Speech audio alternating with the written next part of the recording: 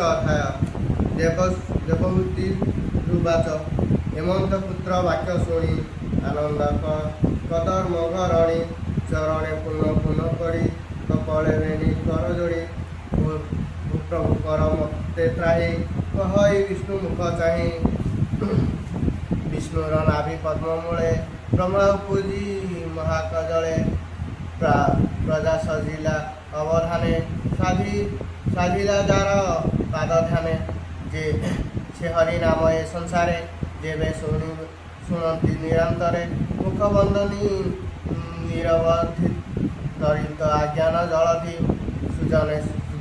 ସୁଜନେ ଦୁର୍ଜନ ବିଚାର ଜହି ଚଣ୍ଡାଳ ଦୁରାଚାର ତାର ବନ୍ଦନ କୃଷ୍ଣବାଣୀ କନେ ଶୁଣନ୍ତି ଯେତେ ପ୍ରାଣୀ ସ୍ୱଭାବେ ଅଜ୍ଞାନ ବିଧ୍ୱଂସେ ଅନ୍ତେ ସେ କହିବଲେ ମିଶେ ସେ ଭଗବାନ ଉବାଚ କହନ୍ତି ପ୍ରଭୁ ଭଗବାନ ଭୂମାତ ହୁଅ ସାବଧାନ ଯେ କାଳ ପୁରୁଷ ପୁରାଣ ସେ ପ୍ରଭୁ ଅତି ବଳବାନ ସେ କାଳ ପରାକ୍ରମ ଯେତେ ମୁଁ କହି ପାରିବି କେତେ ଏ ଯେତେ ଜୀବ ଲୋକ ଅଛନ୍ତି ତା ଗତି କେହି ନ ଜାଣନ୍ତି ସେ କାଳ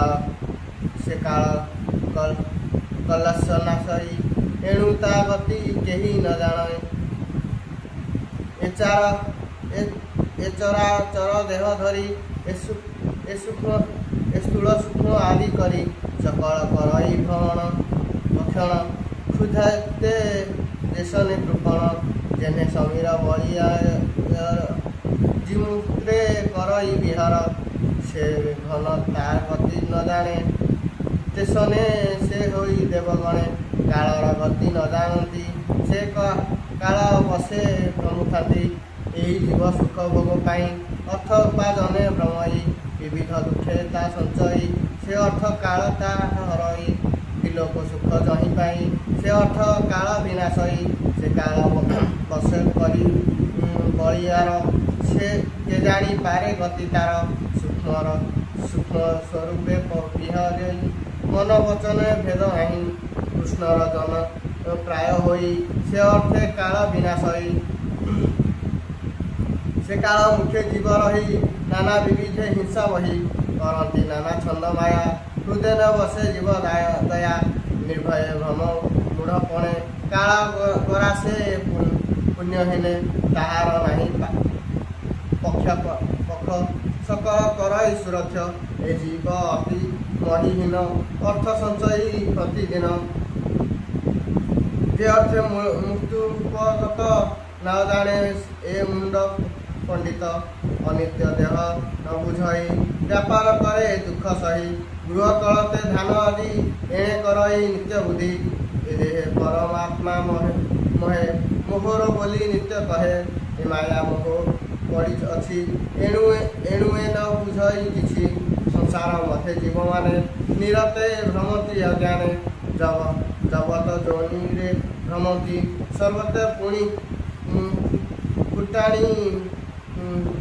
କୁଟିଣ ମାରନ୍ତି ଏ ଘର ଦୁଃଖ ସୁଖ ମନେ ବୈରାଗ୍ୟ ଏ ଜନ୍ମ ଜ୍ଞାନେ ଯେବା ନରକେ ପଡ଼ିଥାଏ ଅତ୍ୟନ୍ତ ସୁଖ ତା ମଣଇ କରଇ ନରକ ଆହାର ତଥାପି ଦୁଃଖ ନୁହେଁ ଦୂର ନରକ ଯୋନି ନ ଛାଡ଼ଇ ଅଜ୍ଞାନ ମୋହ ସ୍ନେହ ବହି ଦେହ କଳତ୍ର ସୁଖ ଘର ପଶୁ ଭୃତ୍ୟଦି ବନ୍ଧୁ ମୋର ମନକୁ ଏଣେ ଦୃଢ଼ କର ସୁଖ ମଣଇ ଦୁଃଖ ଘର ମଣଇ କୃତାର୍ଥ ହୋଇଲି ଅନେକ ସୁଖ ମୁଁ ଲଭିଲି ଅତୁଲ୍ୟ ନାହିଁ ଭାଗ୍ୟବନ୍ତ ଏ ଅଛି ମୋର ସମଜଗତ ତହିଁରେ ଯେତେ ଦୁଃଖ ହୁଏ ନ ବୁଝେ ପଡ଼ି ମାୟା ମୋହେ ତାହା ପୋଷଣେ ଚିନ୍ତା କରେ ଜଗଧି ମୋର ଦୁଃଖ ଘରେ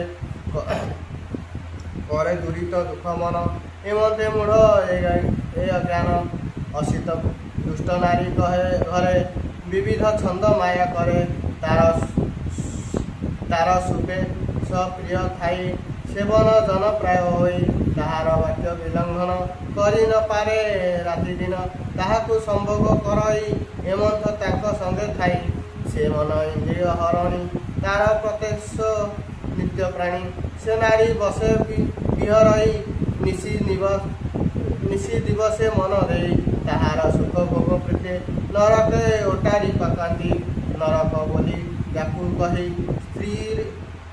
ସ୍ତ୍ରୀ ସମ୍ଭୋଗ ସୁଖ ସେହି। ଏହା ନ ଜାଣି ମୂଢ଼ ପ୍ରାଣୀ ଦୁଃଖକୁ ସୁଖ ପରିମାଣି। ବାଳକ କୋମଳ ବଚନ ତାହା ଶୁଣି ଅତି ତୋଷ ମନ। ସେବାଳ ଗର୍ବ ତ୍ରଣେ ଗୀତା ତହିଁ ଅର୍ପିତ କରେ ଚିତା। ସେ ସର୍ବ ସୁଖ କର ମନେ ଯେହି ତ ଜାଣେ ଅଜ୍ଞାନେ। ଏ ଗୃହ ଅତି ତୁଟ ଧର୍ମ କରଇ ଅତି ଛନ୍ଦ କର୍ମ। କେବଳ ଦୁଃଖ ରହେ ମୂଳ ତହିଁ ପଡ଼ନ୍ତି ଯେ ବ୍ୟାକୁଳ। ସେ ଦୁଃଖକୁ ପ୍ରତିକାର ପାଇଁ ନାନା ବ୍ୟାପାରେ ଦୁଃଖ ଧାଇଁ। ସେ ଶ୍ଲୋକ ଅତି ସୁଖ ମଣ କେବଳ ମୋହ ନ ପ୍ରମାଣେ। କୁଟୁମ୍ବ ପୋଷଣା ଥାଇ ବହୁତ ଧନ ଉପଯାଇ। ବହୁତ ହିଂସା ଯେବେ କରେ ଏକର୍ମେ ପଶେ ନିରନ୍ତରେ। ଯାହାକୁ ପେଶା ଦୁଃଖ ନିକେ ନରକ ଭୁଞ୍ଜେ କହୁ ଅର୍ଥେ।